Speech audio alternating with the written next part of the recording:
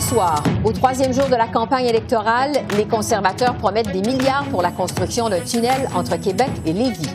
On discute de la plateforme conservatrice avec le candidat Gérard Deltel. Quels sont les enjeux et les circonscriptions à surveiller en Atlantique, en Ontario et dans l'Ouest canadien? L'avis des politologues Stéphanie Chouinard, Frédéric Boily et Roger Ouellette. Et on analyse l'impact de la crise en Afghanistan sur les élections au pays avec le spécialiste Jaber Fatali et l'ancien ambassadeur Guy Saint-Jacques.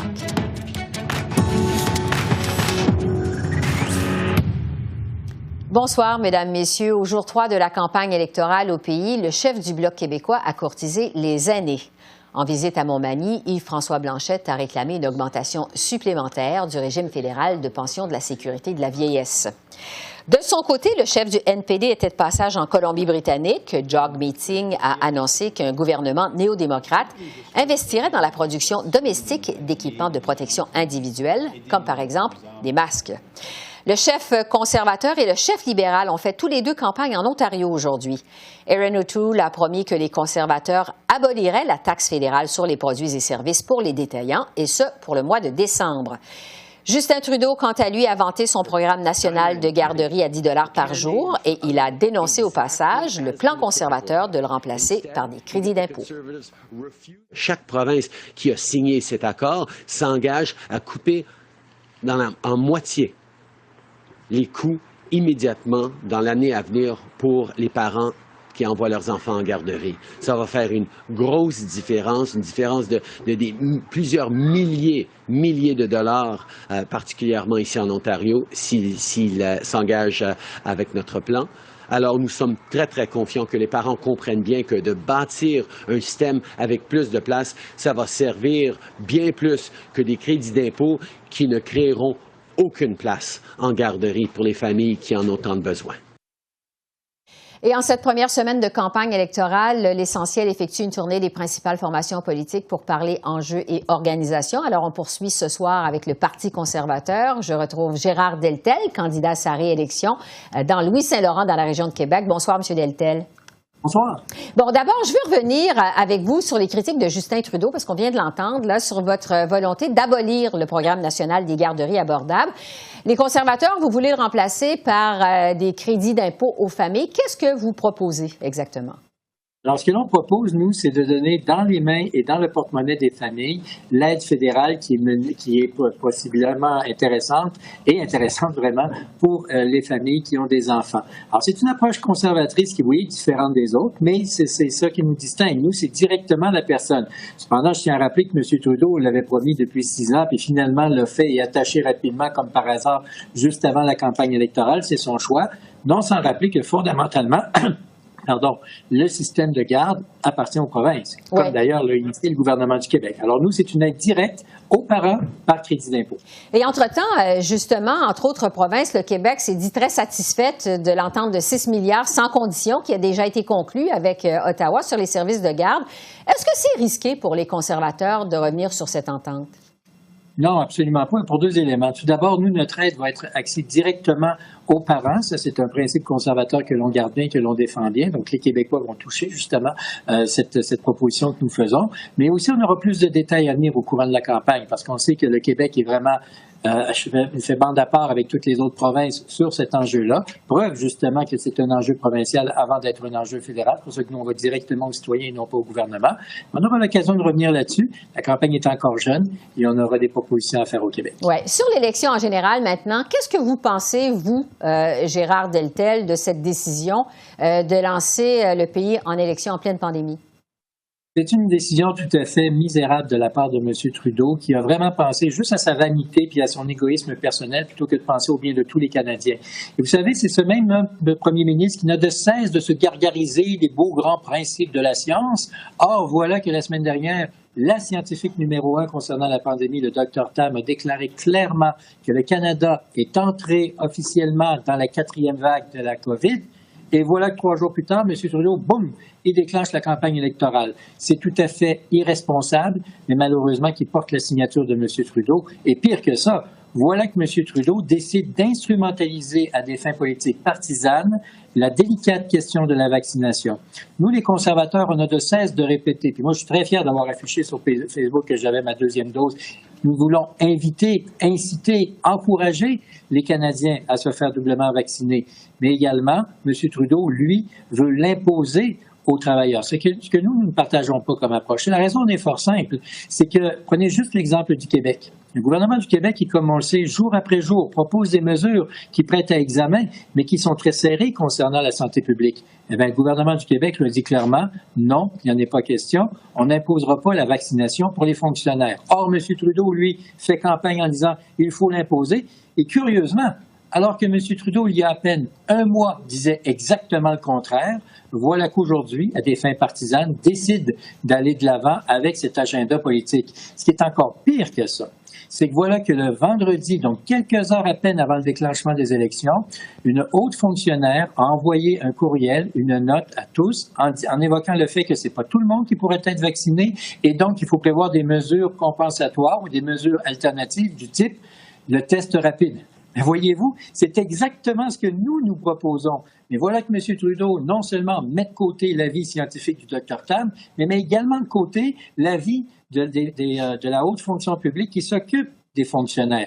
Non, vraiment, c'est dommage de voir que M. Trudeau a décidé de déclencher la campagne électorale en pleine pandémie et pire, d'instrumentaliser à des fins politiques partisanes l'enjeu délicat de la vaccination. Gérard Deltel, les conservateurs entrent dans cette campagne 5 points derrière les libéraux, selon certains sondages nationaux. Votre chef, Erin O'Toole, doit encore se faire connaître des Canadiens. Quel est le plus grand défi des conservateurs en ce début de campagne électorale? Eh bien, on est tout à fait conscient du fait que, justement, notre chef, c'est la première fois, c'est le premier chef qui fait campagne nationale, puisque les autres ont déjà eu des campagnes nationales.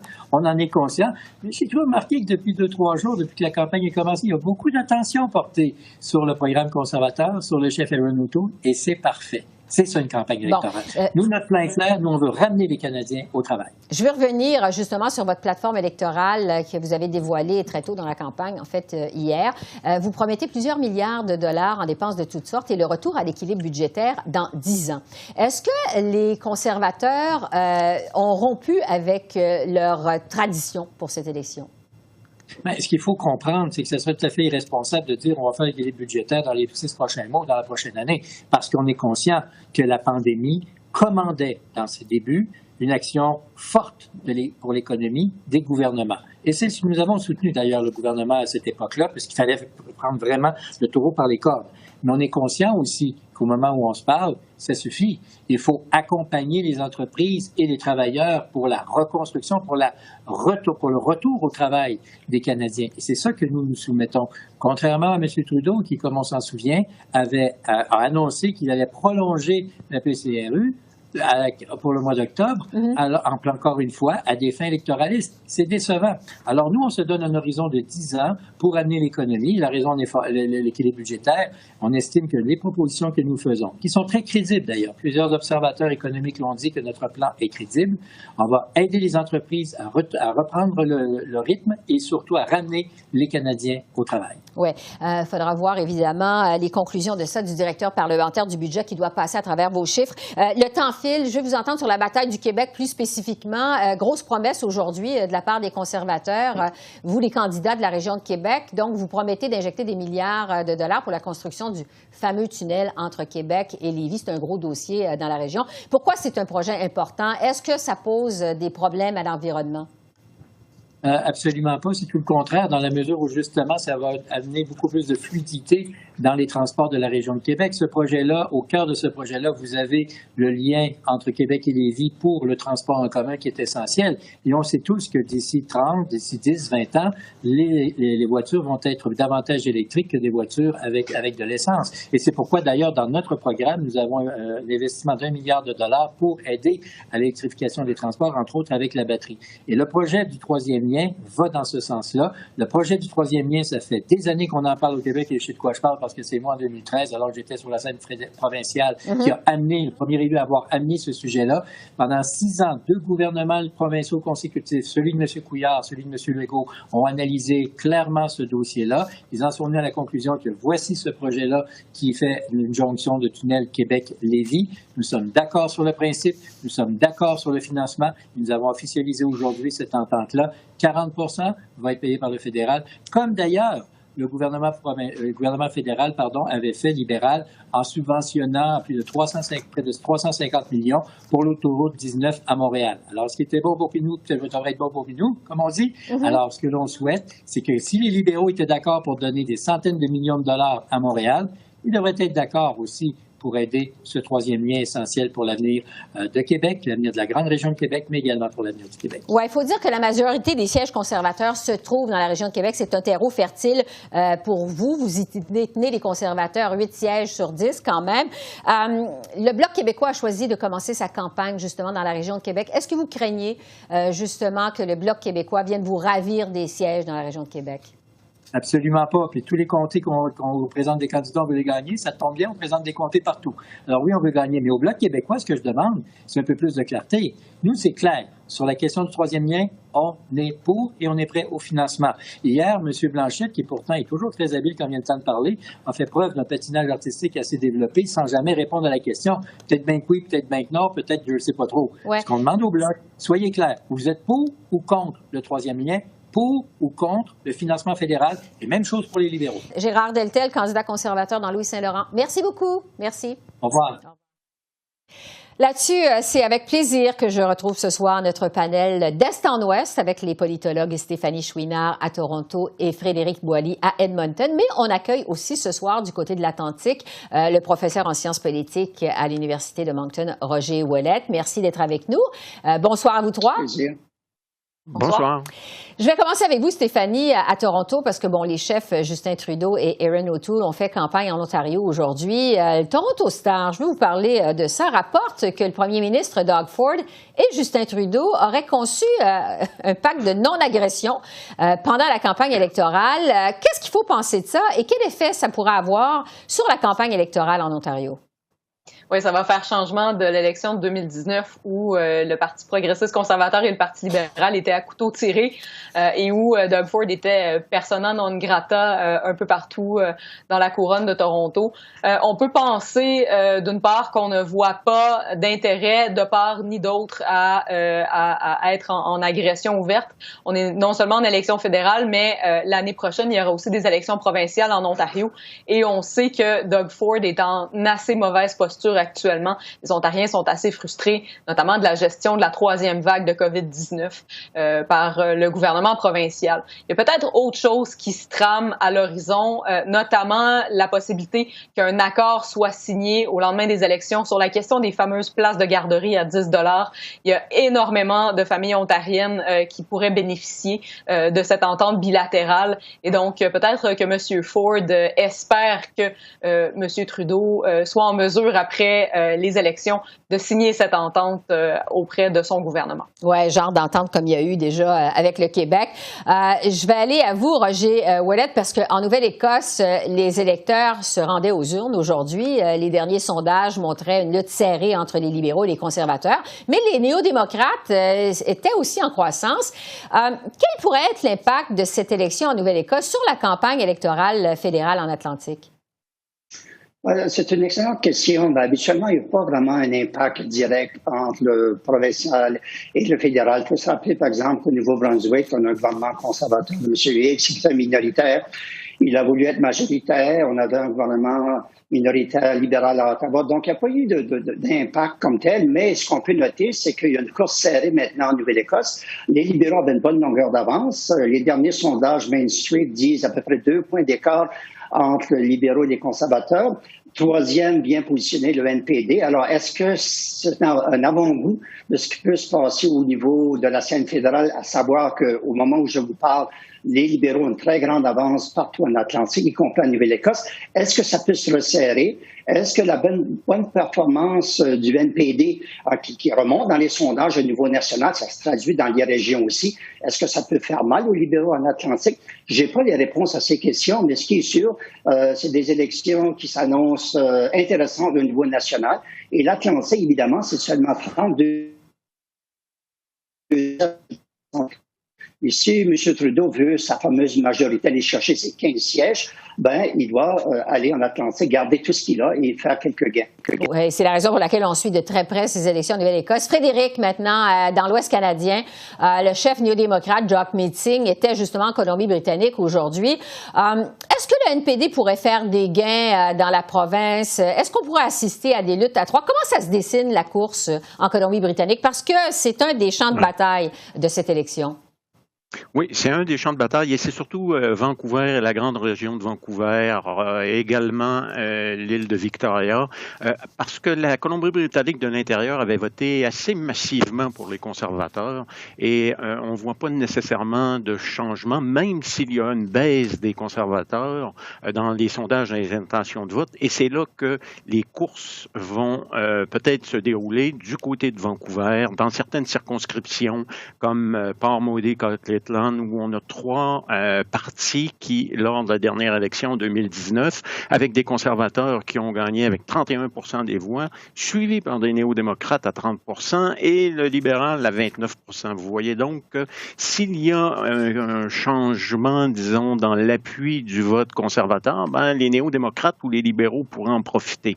Même si pour le moment, on a l'impression que c'est surtout les libéraux qui pourraient profiter, disons, de l'impopularité des conservateurs. Et aussi, il faut ajouter un autre élément, les Verts. Les Verts qui sont dans des querelles internes, est-ce que ça va avoir un effet sur les deux sièges verts en Colombie-Britannique? Ça pourrait donc faire en sorte que les Verts, une partie du vote des Verts se dirige ou bien vers les libéraux ou bien vers les néo-démocrates, d'où le fait que Jack Meeting va courtiser très fortement la Colombie-Britannique. Et Justin Trudeau, en fait, était déjà commencé même avant l'élection. On l'a vu souvent avec John Horgan parler de transport, l'entente aussi sur les programmes de garderie. Donc, il y a une lutte intense entre les partis qui va se développer en Colombie-Britannique. Ça trace le portrait quand même assez général. J'aimerais vous entendre sur les circonscriptions à surveiller maintenant plus précisément. Stéphanie, du côté de l'Ontario, on parle souvent des banlieues de Toronto comme d'un terrain de bataille important dans la campagne électorale. Expliquez-nous pourquoi c'est important pour les partis de faire des gains en banlieue de Toronto. Pourquoi vraiment on risque de voir beaucoup des candidats dans ces circonscriptions? Oui, le 4-5-0, comme on l'appelle, et si on en inclut Grand Toronto, c'est une simple question de mathématiques. C'est un peu plus de 50 sièges qui s'y trouvent. Et donc, évidemment, dans un Parlement de 338 sièges, 50 sièges, c'est énorme. C'est une des raisons pour lesquelles le Grand Toronto est toujours très fortement courtisé à la fois par les libéraux, les conservateurs, surtout dans la couronne, la fameuse Ford Nation. Mais les néo-démocrates, cette année, espèrent faire des gains, notamment au centre-ville. Il y a la circonscription de Davenport, qui est présentement libérale, qu'on aimerait ramener dans le giron néo-démocrate. C'était dans cette région-là que Jack Layton avait été élu à de nombreuses reprises. Toutefois, en Ontario, les néo-démocrates espèrent aussi refaire des gains dans le nord et dans le sud de la province. Il y aura des circonscriptions à surveiller dans les régions syndicalistes. On parle de Sudbury, Nickel Belt. On parle aussi de Windsor, Hamilton, Oshawa. Donc, des régions où il y a évidemment des manufactures ainsi que les mines dans le nord de l'Ontario qui avait quitté le giron néo-démocrate en 2019. Donc, M. Singh aurait des gains à faire assez importants cette année s'il joue bien ses cartes. Roger Ouellet, du côté de l'Atlantique, quelle circonscription on devrait surveiller ou on devrait avoir des luttes les plus serrées, selon vous? Bien, on va aller d'abord à Terre-Neuve. Saint-Jean-Est est détenu par le NPD depuis très longtemps. Alors, c'est sûr que les libéraux aimeraient faire un gain là, mais je pense que le NPD va travailler fort pour garder ce siège. En Nouvelle-Écosse, il y a également un siège conservateur dans West Nova. Là aussi, c'est une lutte serrée qui se dessine. Les libéraux aimeraient faire un gain dans cette circonscription. L'île du Prince-Édouard, c'est libéral. On ne voit pas vraiment de possibilités. Le Nouveau-Brunswick, c'est beaucoup plus intéressant, plus compétitif. Donc, actuellement, il y a 7 sièges détenus par les libéraux. Il faut se rappeler que les Verts avaient fait une percée historique aux dernières élections dans Fredericton. La députée verte est passée chez les libéraux, donc on voudra garder les libéraux ce siège important pour eux. Donc, ça fait quand même pas mal de circonscriptions à surveiller du côté de l'Atlantique. Frédéric, vous êtes à Edmonton. On sait que les libéraux sont disparus de la carte électorale aux dernières élections en Alberta. Ils ont l'intention de reprendre le terrain perdu en misant entre autres sur l'impopularité de Jason Kenney. À quoi on peut s'attendre en Alberta? Il nous reste à peu près 30 secondes. Il faut surveiller 2 circonscriptions du côté d'Edmonton, Edmonton Sound, Edmonton Millwoods, qui étaient tombés dans les mains des libéraux en 2015, mais qu'ils ont perdu en 2019. Est-ce que les libéraux sont capables de les reprendre? Et du côté de Calgary, les mêmes circonscriptions aussi qui en 2015 étaient tombées du côté des libéraux, et qu'on a perdu en 2019, est-ce qu'on est capable de les reprendre? Je pense que symboliquement, si les libéraux veulent avoir une légitimité là, avec une majorité là, qui et des sièges dans l'Ouest, c'est ces circonscriptions-là qu'ils doivent reprendre. À suivre. Donc, ça dresse pour ce début de campagne électorale, en tout cas, le portrait dans l'ensemble du pays avec ce panel d'Est en Ouest. Stéphanie Chouinard, Frédéric Boily et Roger Ouellette. Merci beaucoup pour vos lumières sur le terrain et on se retrouve mardi prochain. Merci.